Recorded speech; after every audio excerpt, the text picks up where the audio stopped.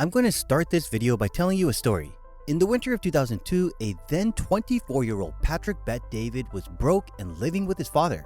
His only routine in life was spending the nights at different Los Angeles nightclubs. To make things worse, he had a $49,000 credit card debt that could only be cleared if he re-enlisted in the army for 6 more years. But then, everything changed after a fateful Christmas Eve party. Patrick accompanied his father to the family celebration.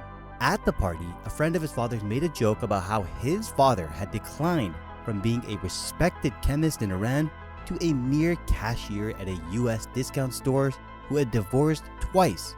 The man probably didn't mean any harm, but Patrick could see that the statement had hurt his father.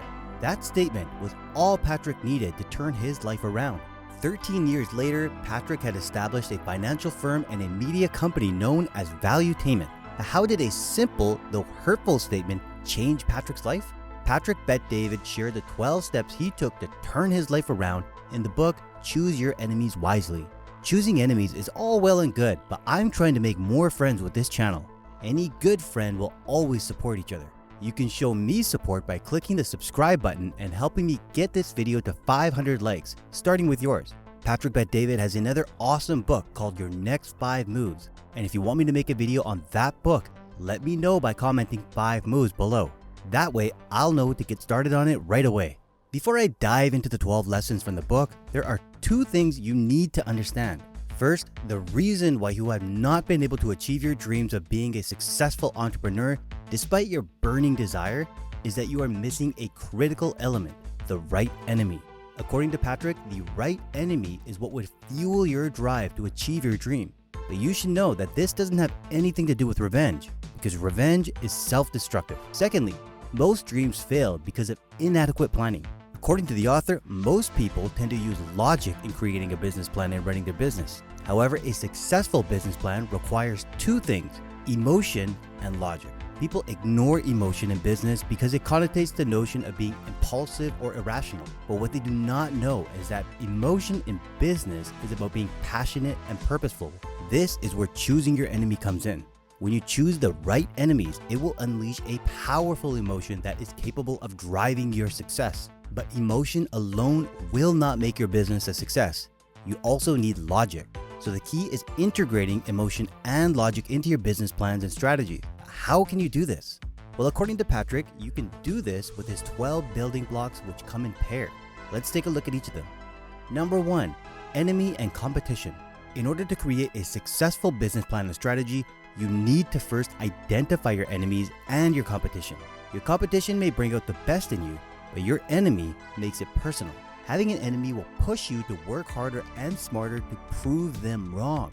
But how do you identify the right enemy? Your enemy is someone who threatens or angers you, someone who doubts your ability, someone who inspires you to take action. For example, it could be a cocky sales leader at your workplace, or a friend that doesn't believe you can do anything. But take note, don't choose your enemies based on petty grudges, because that is a waste of time. It should be someone who genuinely doubts your ability. Once you have identified your enemy, then you need to identify and study your competitors. This is the logical part. Study both the direct and indirect competitors of your business. Figure out their pain points, their weaknesses, their strengths, and their challenges. Knowing your enemy and your competitors is crucial if you want to succeed in business. Lesson number 2, will and skill. If you want to succeed in life, you need to have willpower and technical skills to bring your dreams into reality. Willpower is that inner push that will keep you going even when you are faced with challenges. It's that voice that you hear inside that tells you to keep going. The interesting thing is that it can be learned. Instead of saying you want to buy a mansion, say I will buy a mansion. But it's not enough to just have strong willpower. You need to have skills to back it up. Building skills is putting your will into action. Take advantage of courses, of books, and mentors to build and develop relevant skills that will help you achieve your dreams. The best part of all these is that your will and your skills reinforce each other. When you intentionally work to gain new skills, it intensifies your determination and willpower. The next building block is very critical, especially if you have a team. Lesson number 3, mission and plan.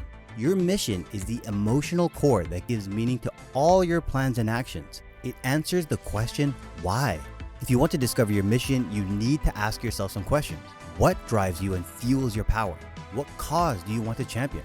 If you can answer this, you will be able to determine the goals you want to achieve in the long term. For example, your mission could be to give 10,000 people financial education. Once you have figured out your mission, the next thing to do is plan, which is the logical step. This answers the question, how? How can you achieve your mission? To do this, you need to perform a SWOT analysis. This means you have to identify your strengths, your weaknesses, your opportunities, and your threats. If you can figure out these 4 elements, you'll be able to create a fantastic business plan in line with your mission. The key is to leverage your strengths, shore up your weaknesses, take advantage of opportunities, and prepare for threats. With all these in place, you are already on track to success. Lesson number 4, dreams and systems. Why is it that New Year's resolutions fail 92% of the time? It's because people do not have systems to achieve their resolutions. Most people spend their time dreaming big, which is fantastic. Dreams spark that fire that make you see the end game. But without systems, you will never reach the end game. So let's say that your dream is to win the Mr. Olympia competition. Your system will include workouts, nutrition, supplements, and stretching. It doesn't matter what your dreams are, whether in business or your personal life. There are systems that you need to follow to achieve that dream. So sit down and figure out what your dream is and surround yourself with visions of it. Then create systems that will help you achieve your dreams. In your business, you can use these trends and analytics to create systems to address challenges, like when you have slow sales. Another aspect of creating systems is to get the right people to do certain tasks. This way, you will be free to do more important things. How do you get the right people to work for you? Lesson number 5, culture and team. According to the author, culture is having people wanting to run through walls for you and your business. It is believing so much in a vision that people will do their best even when you're not watching. So ask yourself, what is my business culture? Is it value? Is it results? Is it innovation? Once you can identify what you want your business culture to be, the next thing you have to do is figure out how you can create and sell it to your customers, employees, and partners. So, for example, if you want to develop a risk-taking culture, then you will need to celebrate people for taking risks even if the venture fails. Your culture is also a reflection of you, so it means that you also have to be a risk taker as well.